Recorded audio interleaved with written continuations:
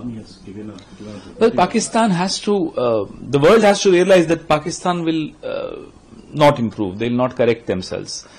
What they did in Pahalgam was not the first. They have done it in the parliament. They have done it in 26/11 and Pathankot, Uri, Pulwama. So the world has to now realize that it's important to isolate Pakistan. IMF is meeting today.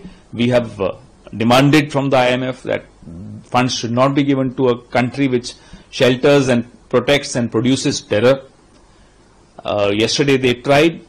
Again they tried to hit our civilian areas. India has never done this. India had retaliated the Pahalgam attack in which our civilians, our tourists were killed, 26 of them.